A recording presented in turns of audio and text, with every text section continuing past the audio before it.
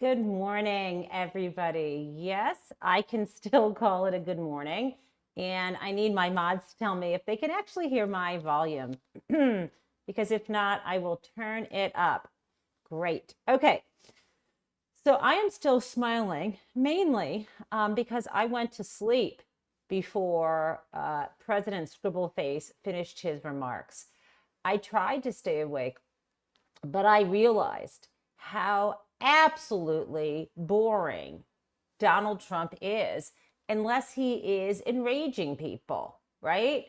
So a lot of what he said was infuriating, and that keeps you awake and your adrenaline going. But after a while, I just got bored. He was playing his greatest hits, and they're not so great. And then he got really boring and stupid, and I couldn't stay awake, and I tried. So it was only later when I woke up in the middle of the night that I got pieces of Elissa Slotkin's response, but I will share those pieces with you. Now, I want you to know I am not playing, not playing Donald Trump's speech today. So if you want to hear it, you'll have to go somewhere else. But I will tell you certain things that he said. And as always, I may have a photo or two where his face is scribbled out. This is a safe zone. This is I'm as loud as I can be. This is a safe zone. This is a place where you do not have to hear Donald Trump speak ever. So that is my goal.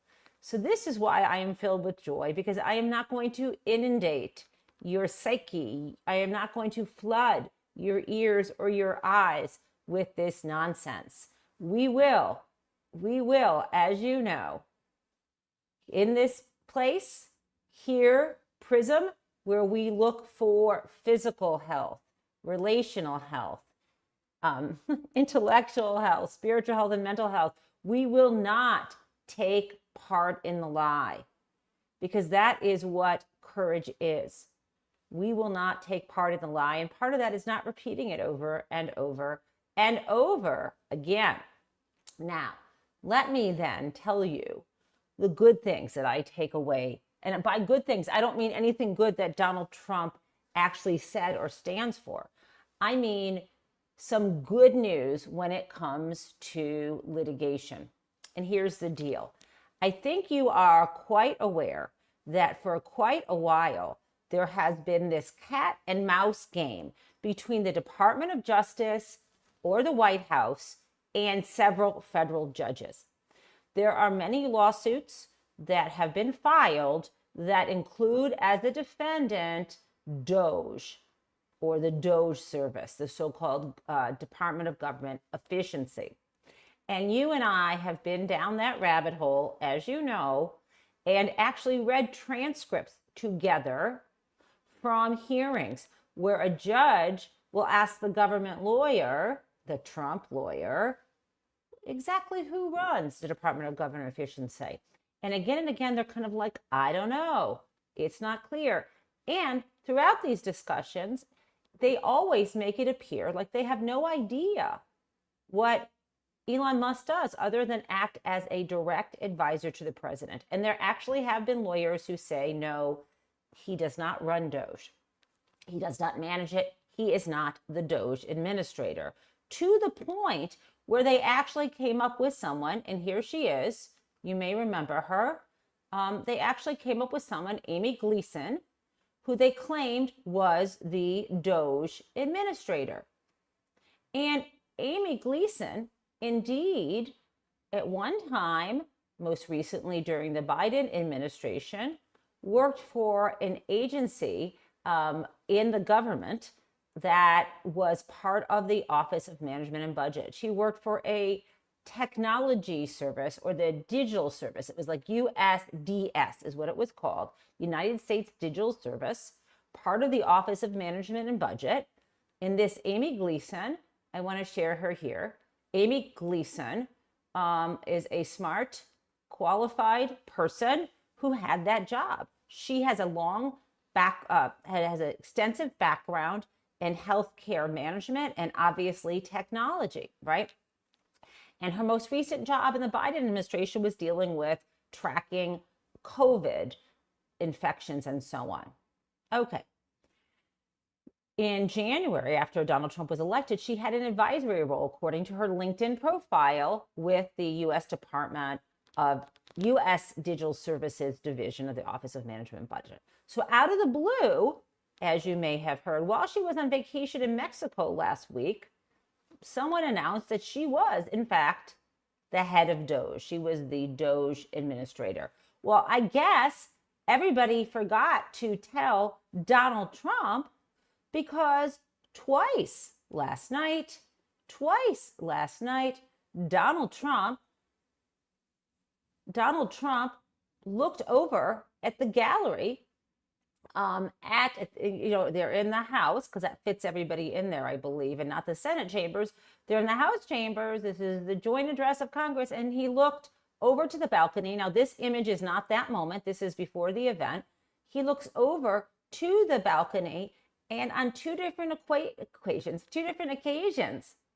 said that Elon Musk was running DOGE. I swear to you. And immediately, and thanked him, by the way, and immediately, so many of us on Blue Sky were like, wait, what? I don't get it. You're admitting it, you're saying it out loud, but of course he is, because he thinks there will be no consequences. And what the good news is, and by the way, let me just say, what the good news is, and I guess I have to blow this up, is that immediately, no one wasted any time at all. Last night, at least in one case, against the Office of Management and Budget and others, including DOGE, there was a notice of new evidence filed. And this is a case brought by someone named Gerald Lentini, Joshua Ehrlich, and National Security Counselors, Inc. And here is what they said. You can see the date at the bottom of the screen. It says the plaintiffs hereby submit new evidence which conclusively demonstrates that expedited discovery is urgently needed to ascertain the nature of the Department of Government Efficiency and its relationship to the U.S. DOGE service, right? That used to be called the U.S. Digital Service, of which Amy Gleason is the acting administrator. This is the good part, guys. At approximately 9:46 p.m., President Trump stated the following to his joint address to Congress. And I will quote Donald so you don't have to hear his voice or see him. Quote, "To further combat inflation, we will not only be reducing the cost of energy, but we will be ending the flagrant waste of taxpayer dollars. And to that end, I have created the brand new Department of Government and Efficiency, DOGE. Perhaps you've heard of it, perhaps, which is headed by Elon Musk, who is in the gallery tonight. And in this filing, they even included a YouTube clip as evidence. This thrills me to no end. And by the way, they filed this, I believe, or they wrote this so quickly that they didn't even have an opportunity to mention the second time. He asked Musk, as DOGE head, to take a bow. So I don't know if Amy Gleason is back from her vacation yet, but if she, hey, Amy, hey there, girl. So Amy, if you are still poolside in either Cancun or Acapulco or I don't know, Mazatlan, I don't know where you are, honey, but maybe don't come back to the United States. They first elevated you and now they demoted you, and it looks like it's going to be a total shit show. But in all seriousness, they may have given Amy Gleason the title of head of the U.S. Digital Service, which they've renamed DOGE. But that's not the DOGE. That is not the DOGE that we are talking about. And why this is important, as you, I'm sure, know, is because of judges like Tanya Chutkan. And I need to pull this up here. We're getting a little weedy. But it's because of these situations where judges have said look, I don't know who's running this thing, but it sure as heck looks like this is a violation of the Constitution. So let's take a look at this. Let's remember this. And this is not from 15 hours ago. This is from a couple weeks ago. This was when Judge Slotkin did not issue a temporary restraining order against Elon Musk and DOGE. However, she said, plaintiffs in that case legitimately call into question what appears to be the unchecked authority of an unelected individual and an entity that was not created by Congress and over which it has no oversight. Okay, guys, so this is where it gets even crazier. So number one, this is so important, right? Number one, we have the situation. I've got to put Elon up here. Elon comes to the joint address of Congress to keep an eye on his investment in Donald Trump, obviously. And then he gets thanked. His ego gets stroked twice, right? And then we find out that this is to the advantage of plaintiffs in lawsuits who have now said, what the heck is going on? Someone's lying to you, essentially, Judge, and we need to expedite a discovery to find out what's going on here. But I think a lot of judges will be angry. Now, on top of all of that, and I think the icing on the cake is that Donald Trump claimed last night that he was going to end the era of rule by unelected bureaucrats, which of course set blue sky on fire, where people are like, does this man not actually look in the mirror or look at the gallery? Elon Musk is the epitome of an unelected bureaucrat who is wreaking havoc on the nation. Now,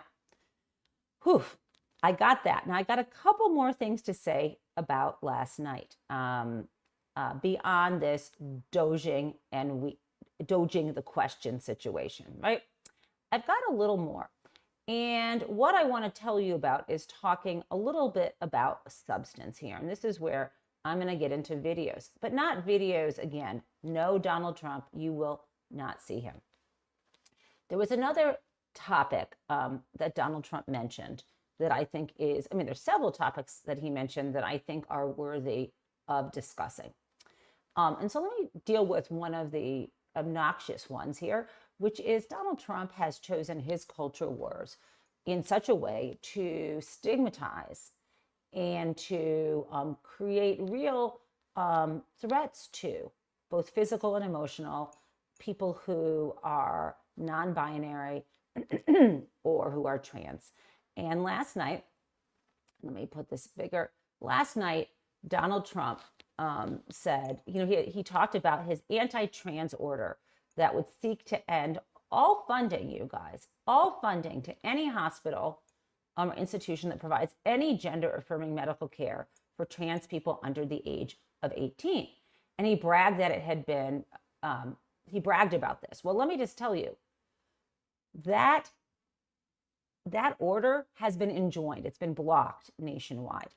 And the thing is, what we're talking about here, any gender affirming care, that could just be hormones or puberty blockers. Also, his idea, there was the judge in that case was aghast because Donald Trump's lawyer was claiming that as a matter of science and law, that there are only two genders, which of course flies in the face of actual chromosomes in people's bodies. And I don't need to get into the science of this, but you all know that is not true.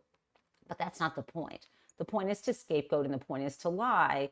And the point here is that he doesn't have a victory and he did not admit it. Now, the next thing, last night, Donald Trump actually said, free speech is back and how he is going to be a huge proponent of free speech. And I would have choked on my Twizzlers if I had been eating Twizzlers. But last night I ate nothing at all. I was going to make some microwave popcorn and I spoke with Michael and he said, that sounds like a Twizzler situation. Do you really want to ruin microwave popcorn for yourself? Like if I'd eaten microwave popcorn watching Donald Trump lie, would it have ruined that for me? And I thought to myself, ruining microwave popcorn wouldn't be the worst thing in the world, but I decided to forego it. And I, on an empty stomach, which is probably good, watched Donald Trump lie through his teeth. And when he said free speech is back and how he's a big proponent of free speech, essentially, it didn't take much for me to remember that the day before, on Monday, he had put up this True Social post, which utterly blew my mind, so much so that I cut and pasted it, put it on Blue Sky, and made my own commentary, and it blew up. Even Sherrilyn Ifill, here we go, even Sherrilyn Ifill retweeted it. And Sherrilyn Ifill, I often think of her as the late, great Gwen Ifill's sister. But as you know, that she is a civil rights lawyer. Sherrilyn Ifill is. She's a former president and director counsel of the NAACP Legal Defense Fund. Plus, she is kind of an amazing ally. And also, I think she now is also teaching law. Okay, so she retweeted this. Let me start with what Donald Trump actually said here. Okay.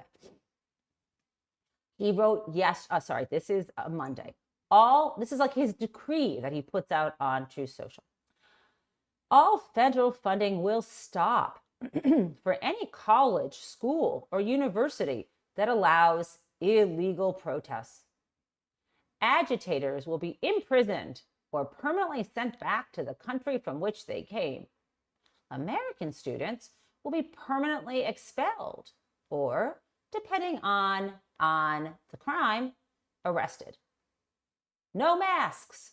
Thank you for your attention to this matter. Okay, so I immediately asked, real question, what is an illegal protest?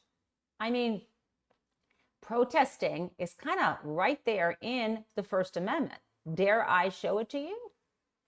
Okay, and I mean, the key thing, one of the key points of the First Amendment is to allow us, and let me just come up here, to, seek redress from our government. Now, I know that you may not have looked at the First Amendment in a while, but, and I am just gonna tell you that Congress I can actually share this screen with you. Why the hell not? Let's look at this. Let's look at this in case you have not seen it in a while. Okay, here we go. Great, and let me blow it up for you. And I am now. Congress shall make no law respecting an establishment of religion or prohibiting the free exercise thereof, or abridging the freedom of speech, or of the press, or the right of the people peaceably to assemble and to petition the government for redress of grievances. Now, you may say to yourself, but Jennifer, I noticed that it says Congress shall make no law. Does that also apply to the president? And my answer to you is yes. It applies to the president. It applies to any what's called state actor. So it's going to apply to local government. It's going to apply to your state legislature. It's going to apply to regulatory agencies. And it certainly does also apply to the president of the United States. And so this is, of course, an utter joke. And in fact, I sent it to a colleague of mine who said, oh, thank you. I'm popping that right in my slides for my constitutional law class. This is an issue spotter on many levels. But we know what he's talking about here, right? Let's look in the mirror. He's not talking about the violent protests, the trespassing, the people who were convicted, the thousands of people, how many was it, who were convicted that he pardoned involving the January 6th insurrection, right? Let me just see what that number was. So, yes, he pardoned, and here we go. Let's see if you remember this too. I'm going to share this screen just so you know. I always have my sources. This is from the White House. Granting pardons and commutations of sentences for certain offenses related to the events at or near the United States Capitol, January 6, 2021. And this included commutations of the most violent people, right? I'm showing you here, Stuart Rhodes, Dominique Pizzola, who I believe was the guy who broke the window. At any rate, I don't know the actual number of the people. Maybe someone in the chat can tell me how many people. But obviously, Donald Trump does not consider a protest that happened in the U.S. Capitol that are violent a problem. So I wonder, why he is focused on college schools or universities. What he is trying to do here is force college schools or universities, whether they are public or private, to put into place policies, procedures, and punishments in line with that. And if he sees a protest on campus that he believes was not stopped, a completely lawful, he calls it illegal, but a completely lawful expression of First Amendment rights, let's say at a public university or a private college, which doesn't actually have the First Amendment guiding it because it's a private college university, but it has similar policies to encourage freedom of expression. What he's saying is he will cut off all funding. Now, this is a problem. It is the antithesis of freedom of speech. So I've dealt with his contradictions. He says there would be no more rule by unelected bureaucrats, and he twice praised an unelected bureaucrat. He said he was promoting free speech, and he literally does not. He wants to quash free speech. He said that he had been successful in banning funding for gender affirming care for people under 19. He hadn't. A judge had stopped him. So what else? What other nonsense? I mean, there was so much more than this. But one of the things that drew a lot of attention, which I thought was absolutely wonderful, was when he was trying to claim that he had won the popular vote by substantial amount. But of course, he won the popular vote. He didn't get a majority because some voters voted for people other than Harris or Trump. But it was a very slim plurality. He only got them, he only beat her by a small amount. So Representative Al Green of Texas stood up and said, not a mandate. And he was shaking his cane. And Mike Johnson would have none of it. He didn't mind, I guess, well, he wasn't speaker, but the hooting and, well, maybe he was. I'm trying to think. The hooting and hollering from Marjorie Taylor Greene and Lauren Boebert a couple years back. Apparently that went without being dragged out, but he called the sergeant at arms and had Green escorted out. Now, Green, of course, knew that would happen probably, and he was fine with it. He is a lovely man. I have met him in person. He is someone who has previously introduced articles of impeachment and even recently has introduced articles of impeachment against Donald Trump. Now, there were other ways that members of Congress and the Senate from the Democratic side showed protests. Some were holding up things that looked like auction panels that said this is a lie, auction paddles that say this is a lie. Others didn't show up. I welcome any form of resistance. And let me just say this as clearly as I can. If you know people who are ranting and raving about how the Democrats are handling Donald Trump, I would suggest that you change the subject and ask them what they are doing other than talking. Now, they may say, well, I'm not an elected official. I can't do anything. There's a lot people can do. And I generally don't like to criticize my fellow Democrats. But in this instance, there is one person who I'm going to say got it wrong. And this has nothing to do with what happened inside of the chamber. This is what has to do with not using your voice and not saying what you could say. So let me show you. This is Mark Warner, governor, senator from Virginia. And he missed a bet here.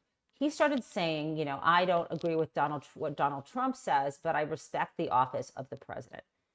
He should say that he respects the office of the president. Sorry, I'm having trouble with my mic here. He should say he respects the office of the president, but Donald Trump doesn't. Okay, so here's Warner. This frustrates me. I'm probably not going to be jumping up applauding a lot. Oops, sorry. As a president to lay out. And if he'd come in and done things like, the president's made great progress on border crossings. That's something. Sorry, can't look at it. His face was up there.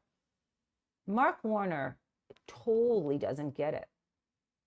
it's not okay to go, I'm going to pick and choose what a fascist authoritarian who is breaking the law does that I like. What he could have said is, under normal circumstances, I might praise some of the activities and actions he is taking. But these aren't normal circumstances, my friends, and here is the problem. That would be a better approach for someone like him. Now, the other thing I need to talk to you about, and I promise you that we will also have a crazy town here, is another topic. Donald Trump is claiming that this is a strong economy. Somehow he didn't mention that the stock market had fallen more than 1,000 points over 2 days, which was something he said years ago should result in a president resigning.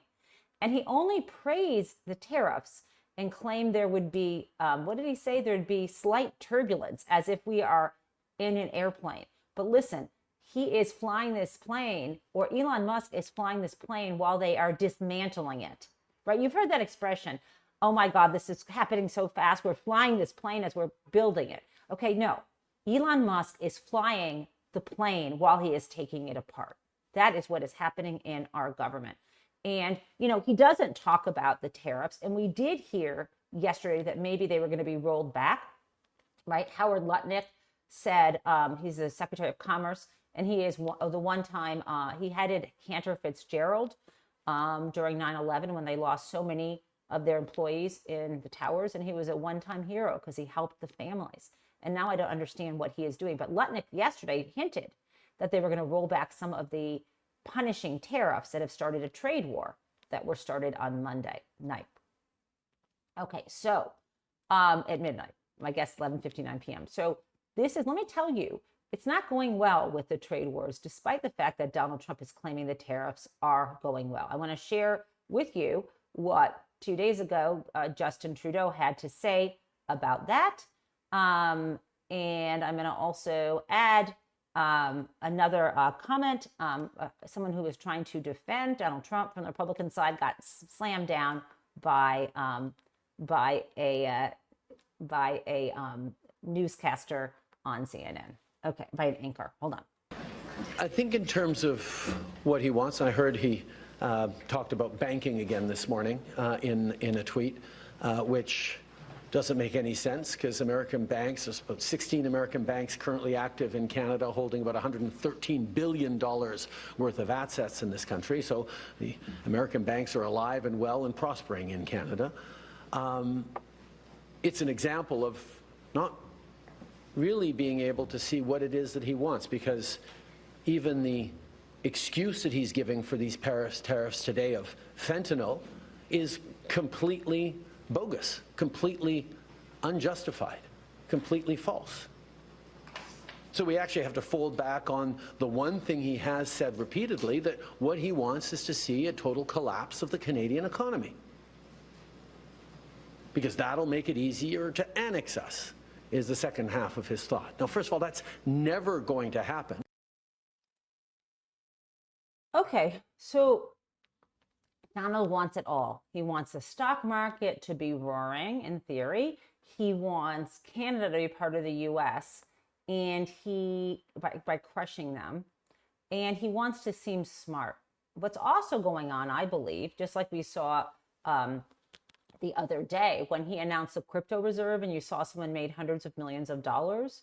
If Donald Trump goes ahead and allows tariffs to be put through, and he lets people know that he's going to definitely do it, and they can trade on that information, and right before Lutnick announces they're going to be rolled back, someone else knows that, and that's important information that can be traded on, because right after Lutnick announced yesterday that some of the tariffs against Canada and Mexico would be rolled back, the stocks of the autos went up.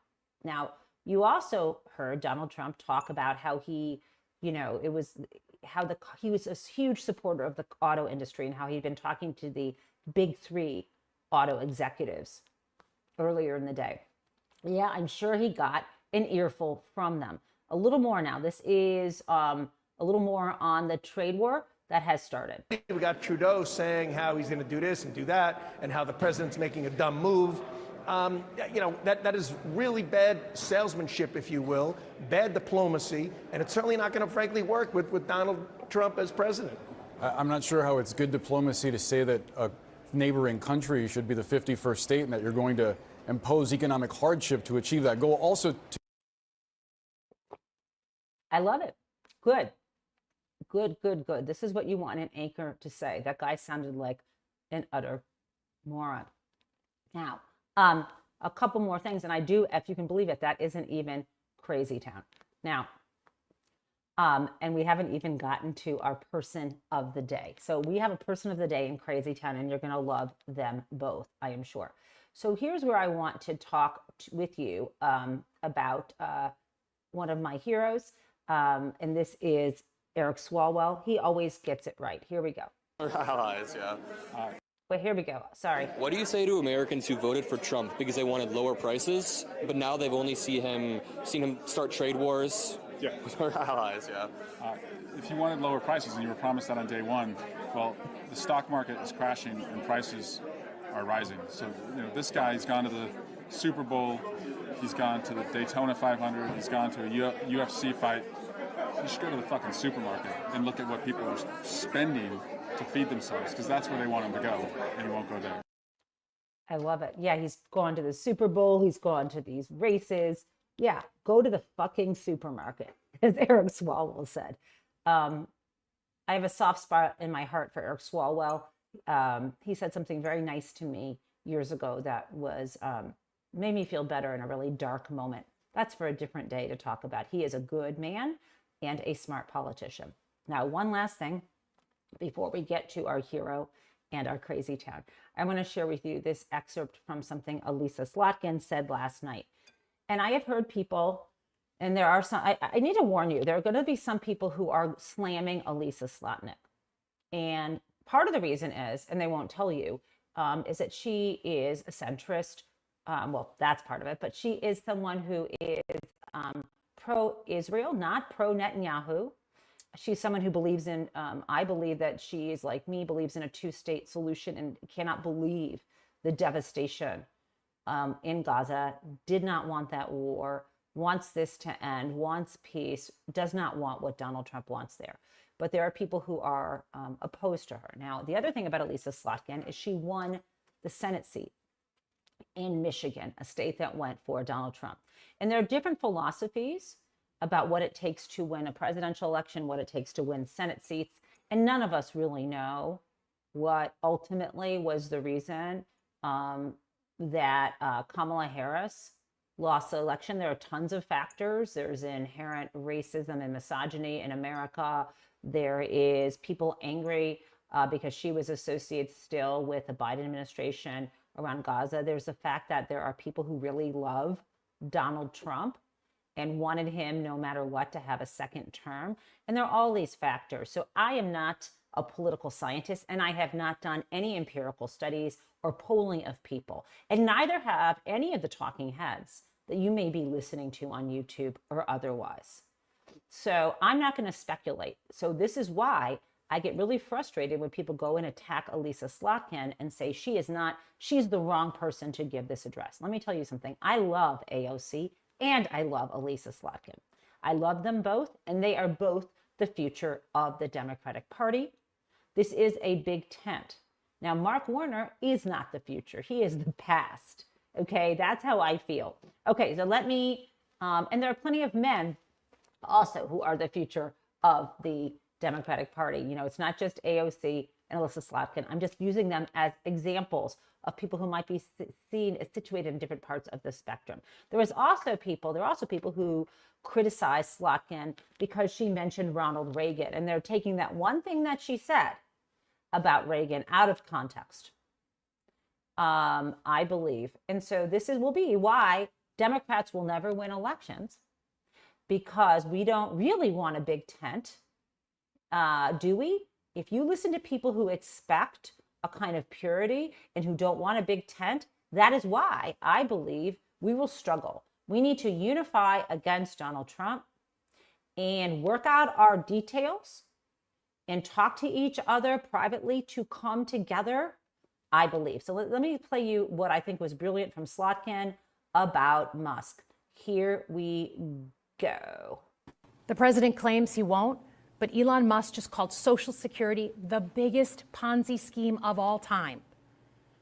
While we're on the subject of Elon Musk, is there anyone in America who is comfortable with him and his gang of 20-year-olds using their own computer servers to poke through your tax returns, your health information, and your bank accounts? No oversight, no protections against cyber attack, no guardrails on what they do with your private data. We need a more efficient government. You want to cut waste? I'll help you do it. But change doesn't need to be chaotic or make us less safe. The mindless firing of people who work to protect our nuclear weapons, keep our planes from crashing, and conduct the research that finds the cure for cancer, only to rehire them 2 days later? No CEO in America could do that without being summarily fired. I love her. I voted for her though, so true story. Okay, so now I want to tell you about an unlikely hero. I found out about this man on Blue Sky. So there was a man who just passed away. May his memory be for a blessing. His name is James Harrison. And apparently he had some kind of rare blood type that his blood could be donated. He had a certain kind of, I don't know if it was immunity or certain kind of, I could tell you a little more in a second, but his blood saved over 2 million babies. I think this is incredible. And I wish I knew, I think I took this clip. Okay, here we go. Here we go. He was here. I'm going to show you, I'm going to share this with you because it's too good. And what I want to say to you is the reason why I love this. I don't want this ad. Okay. The reason why I love this so much, you guys, is that talk about a legacy. Some people want to leave all kinds of marks on the world. This is an Australian man. He died a couple days ago, who saved 2.4 million babies. His name is James Harrison. This is him with his grandson. And by the way, if you can see this grandson staring into the eyes of his grandfather, there's nothing more beautiful. So he was one of the world's most prolific donors. His plasma saved the lives of more than 2 million babies. He passed away on February 17th. His family reported that on Monday, and he was 88 years old. He was known in Australia as the man with a golden arm. Harrison's blood contained a rare antibody. Okay, it's an antibody, anti-D, which is used to make medication given to pregnant mothers whose blood is at risk of attacking their unborn babies. And the Australian Red Cross Blood Service, who paid tribute to Harrison, said he had pledged to become a donor after receiving transfusions while undergoing a major chest surgery when he was 14 years old. 2.4 million people saved because of his magic arm. I mean, God bless this man. He is the person of the day, for sure. Now, my friends, let us do Crazy Town. Oh my gosh.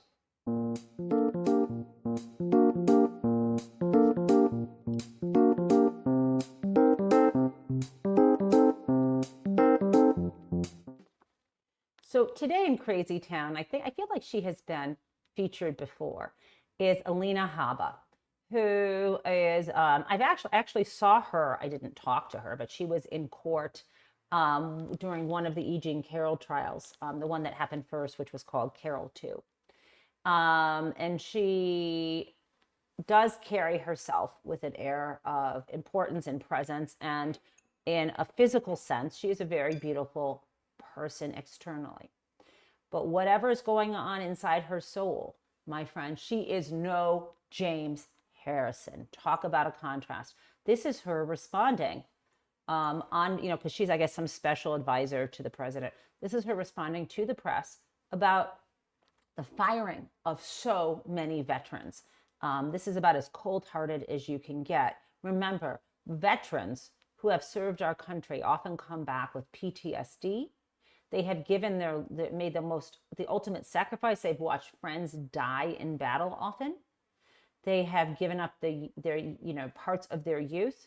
And this is why we have special preferences sometimes for people who are veterans, but we should also have compassion. And a lot of veterans actually serve in the VA and so on. Okay, so let's listen to what she had to say about our veterans.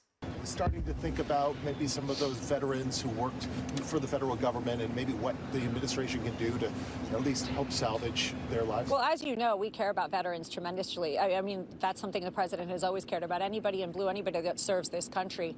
But at the same time, we have taxpayer dollars. We have a fiscal responsibility to use taxpayer dollars to pay people that actually work. That doesn't mean that we forget our veterans by any means. We are going to care for them in the right way, but perhaps they're not fit to have a job at this moment or not willing to come to. Perhaps they're not fit to have a job at this moment or willing to come to work.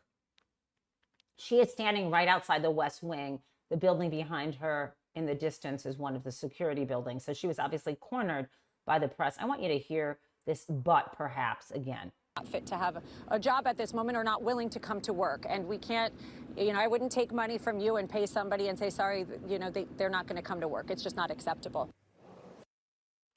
Not come to work? Is she talking about working from home? Also, if people are not fit to have a job or not willing to come to work, that is not the profile of the people who were fired. These people were fired wholesale by DOGE, right? There's no evidence that someone wasn't fit to work. And there's also no evidence that people weren't showing up at work beyond this change for working from home. So, that is my crazy town today. And I wish you well. Tomorrow morning, we are going to have a special guest. I will put that up on the thumbnail later tonight. And have a lovely Wednesday. And you can thank me later for the fact that you didn't have to hear any of Donald Trump's speech from last night. Have a great day.